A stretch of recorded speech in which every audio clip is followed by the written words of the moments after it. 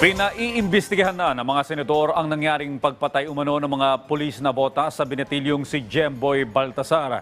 Pinag-iisipan din ng mga mambabatas ang mas mabigat na parusa sa mga pulis na madadawit sa krimen. Si Daniel Manarasta sa detalye. Tumayo ang mga senador sa plenaryo para kondenahin ang nangyaring pagpatay umano ng nabotas pulis sa 17 years old na si Jemboy Baltasar. Si Senator Raffy Tulfo pinuna ang naging mga irregularidad na ginawa umano ng mga pulis. Anya, ang lethal approach ay ginagamit kung armado at mapanganib ang isang suspect o di kaya naman ay may intensyon na manakit ng matindi. Kaya tanong niya, paano naging banta ang batang si Jemboy sa grupo ng mga armadong pulis? Binibigyan natin sila ng budget na pambili ng mga armas para maprotektahan ang ating mga kababayan. Pero anong nangyari? Ang mga armas na binili ng ating buwis ang mismong kikitil ng buhay natin.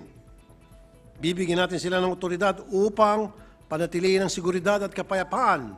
Pero sila mismong sanhi ng takot at gulo. Pinaiimbestigahan na ng mga senador ang sinapit ni Jemboy at pinag-iisipan din nila ang mas mabigat na kaparusahan sa mga pulis na madadawit sa krimen. Ayon kay Senator Cheese Escudero, hindi basta-basta pwedeng magpaputok o bumaril ang mga pulis.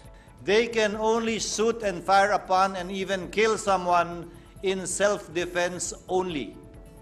Hindi porkit kriminal, nagnakaw, may pinatay, may ginahasa, nakita mo naglalakad palayo, kahit gaano kalala yung krimen niyang ginawa, pwede mo nang barilin at patayin kung wala namang panganib sa buhay mo mismo. Ilang beses na po itong nangyayari. Baka kung i-impose natin ng death penalty, ito yung unahin natin. Meron po tayong pending dashcam bill.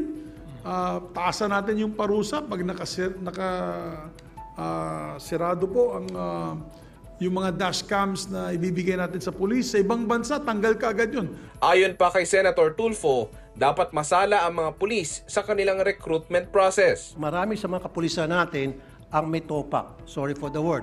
May sira sa ulo. Pero nakakalusot dahil malakas nirekomenda ng mga Poncio Pilato. So nakakalusot sila na dapat doon pa lamang sa screening process, nasara na sila. Inaasahan naman na tatalakayin sa Senate Committee on Public Order ang investigasyon. Daniel Manalastas para sa Morning Show ng Bayan, Rise and Shine, Pilipinas.